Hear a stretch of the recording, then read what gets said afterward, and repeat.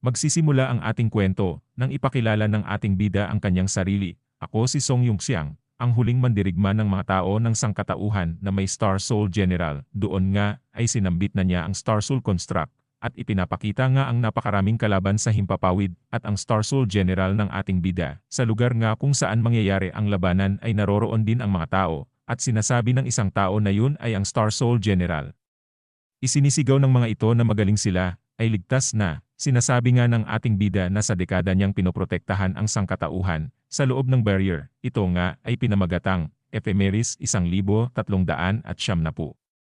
Ang huling laban upang malaman kung makakasurvive ang sangkatauhan. Ang ating bida ay natalo, ipinapakita nga dito na may malaking crack at may mga kamay na pinipilit na palakihin ang crack upang makapasok ang halimaw sa loob.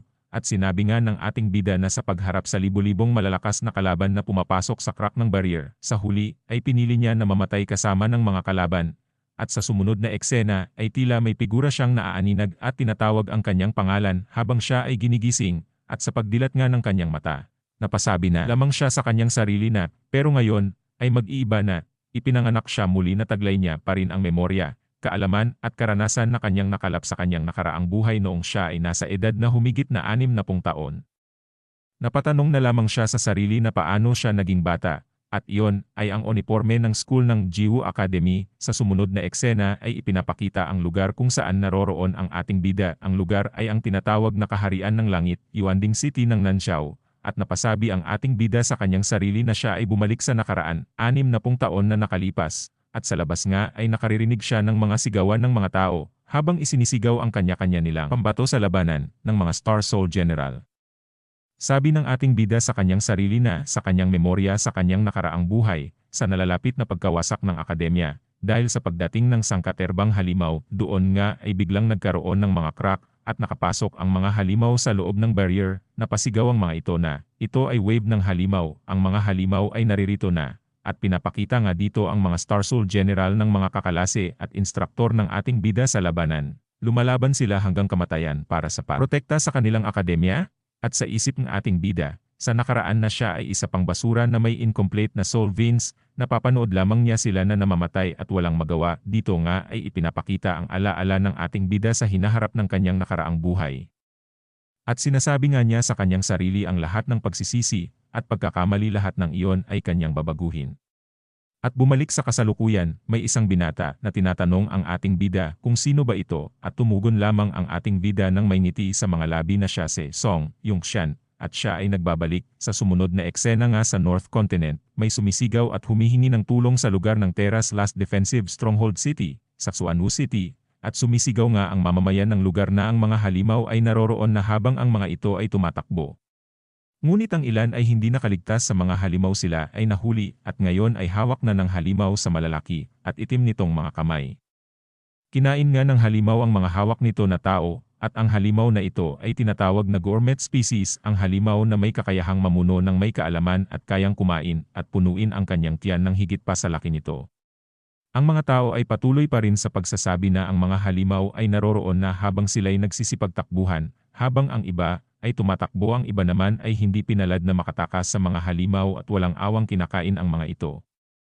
Sa sumunod na eksena nga, habang nagsisipagtakbuhan ang mga tao upang makaligtas sa mga halimaw, may isang bata na nadapa at napalingon naman ang ina nito. Agad ay itinayo ang kanyang anak, ngunit ang halimaw ay naroroon at malapit lamang sa kanilang kinaroroonan. Akmang huhulihin na sila ng halimaw habang ang dalawa naman ay takot na takot at nagtatanong na lang sa kawalan ng pag-asa na iligtas sila ng kahit sino. Habang inaabot ng halimaw, napaukob na lamang ang mag-ina habang yakap nito ang kanyang anak, ngunit biglang napukaw ang atensyon ng mga halimaw sa lugar at may biglang animoy mga liwanag na parang kidlat ang tumama sa mga ito. Dito nga ay ipinapakita ang isang nilalang na may ginto at pulang kulay. Pinababalik nga nito ang mga bagay na tumama sa mga halimaw at tinatawag itong Dogaki Sword. Ito ang sandata ng nilalang na nagligtas sa mag-ina.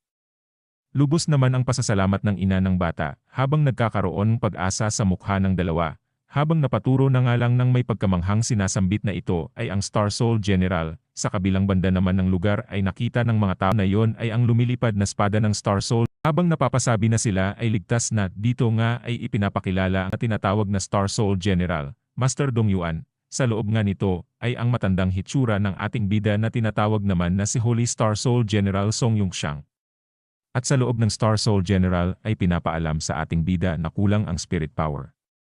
At ang natitirang soul power ay 5.6% na lamang at ang distance compulsory star solution ay 15, 14 na 13 na lamang ang natitira. Kinuha ng ating bida ang pills at napasabi na lamang na ang soul power ay bumaba ulit kaya't sinubo niya ang pills at kinagat upang madagdagan ang soul energy. Habang ipinapakita ang halimaw na nasa kanyang harapan, ay sinasabi nga niya sa sarili na ang huling mandirigma ng sangkatauhan na may Star Soul General, at sa tagal ng panahon na mag-isa siyang nakikipaglaban para maprotektahan ang huling batch ng sangkatauhan sa loob ng barrier. Sa sumunod na eksena ay naramdaman niya ang atake na pakakawalan ng halimaw. Maya-maya pa'y umatake na ito patungo sa kinaroroonan ng ating bida. Agad naman itong naharang ng Duuyuan Sword Defense, aray, at doon nga ay makikita ang lakas ng atake ng mga halimaw sa bida. Makikita ang malaking asul na bilog na sanhi ng atake ng mga ito sa sumunod na eksena habang nababalot ng makapal na usok ang lugar.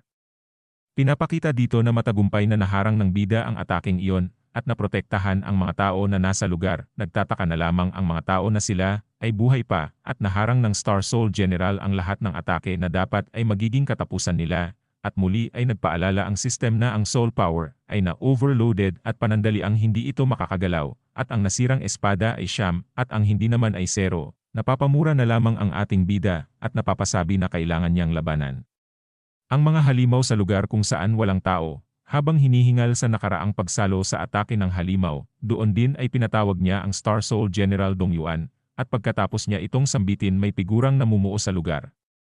Ang mga tao naman na nakakasaksi nito ay tulala at namamangha na lamang habang sinasabi naman ng ating bida na Star Master System, ibigay nito ang kopya ng Star Soul General. Doon din ay isinigaw niya muli ang Star Soul Construct. Ipinapakita nga na unti-unting may bumabalot na bagay sa ating bida at unti-unti nga itong nagsasara. Pagkatapos nga na magsara nito ay muli may isang figura na nabubuo sa paligid nito. Dito nga ay unti-unting pinapakita ang parte ng katawan nito. At tinawag nga niya itong Tauren.